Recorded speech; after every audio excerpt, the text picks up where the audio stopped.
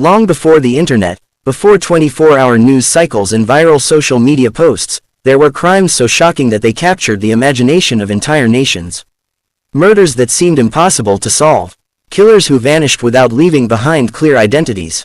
These cases would go on to become some of the most famous unsolved mysteries in criminal history. Even decades later, investigators, historians, and amateur detectives continued to search for answers that may never come.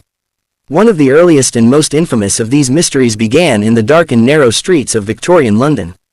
In the late 19th century, the East End of London was a place of poverty, overcrowding, and desperation.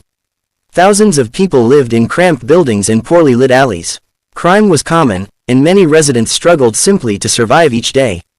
Among the poorest districts was Whitechapel, a neighborhood known for its dangerous streets and large population of working-class laborers and women forced into prostitution. It was in this environment that a series of brutal murders would terrify the city and give birth to one of the most infamous names in criminal history.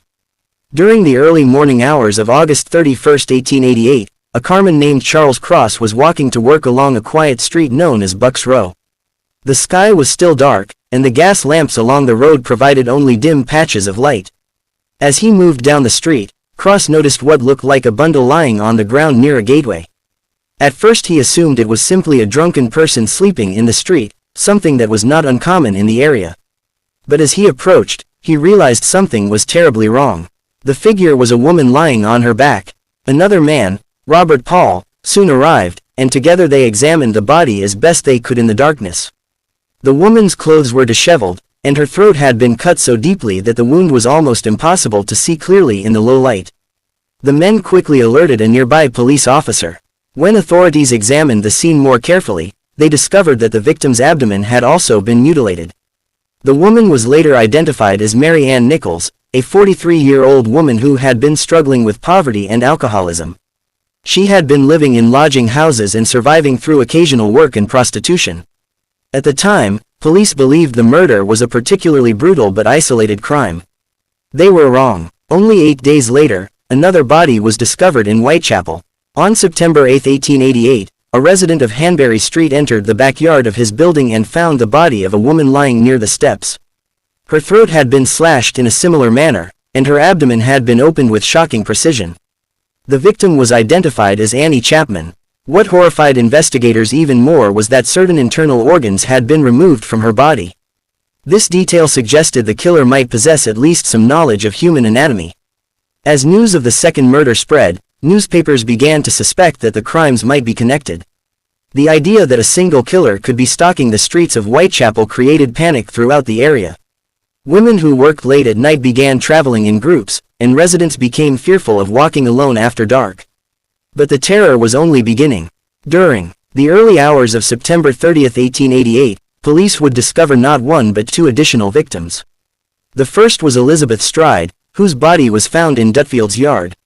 Her throat had been cut, but unlike the previous victims, her body had not been mutilated. Investigators believed the killer may have been interrupted before he could complete the attack. Less than an hour later, another body was discovered just a short distance away in Mitre Square. The victim was Catherine Eddowes.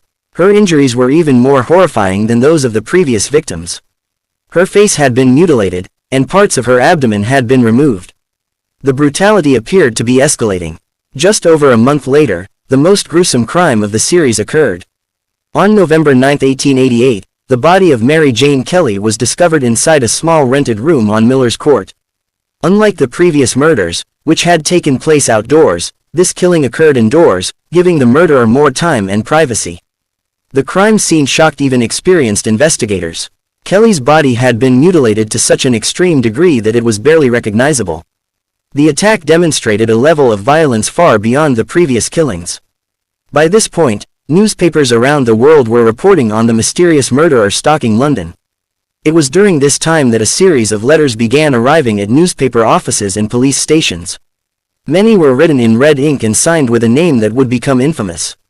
Jack the Ripper. Some investigators believed the letters were written by journalists or pranksters seeking attention. Others suspected the killer himself may have sent them.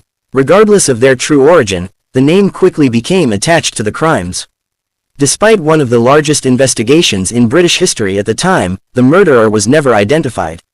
Suspects ranged from local laborers and butchers to doctors and members of the upper class. Over the years, historians have proposed dozens of possible identities. Yet more than a century later, the true identity of Jack the Ripper remains unknown. The case would go on to inspire books, films, and endless theories. But it was far from the last unsolved murder that would capture the world's attention. Nearly 60 years later, on the other side of the Atlantic Ocean, another case would shock the United States and become one of the most disturbing unsolved crimes in American history.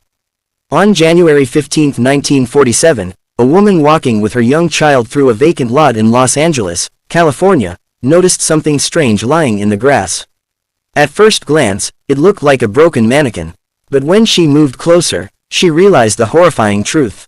It was the body of a young woman. The victim had been cut cleanly in half at the waist.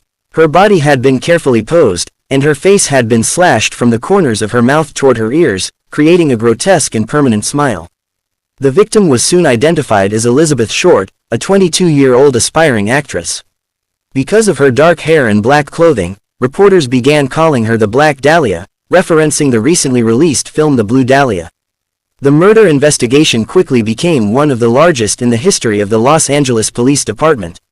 Hundreds of suspects were questioned. Dozens of people even falsely confessed to the crime. Yet despite years of investigation, no one was ever definitively linked to the murder. The mystery of the Black Dahlia remains unsolved to this day. And just 2 decades later, another killer would emerge in California, one who seemed to enjoy taunting police and the media. He would call himself the Zodiac Killer.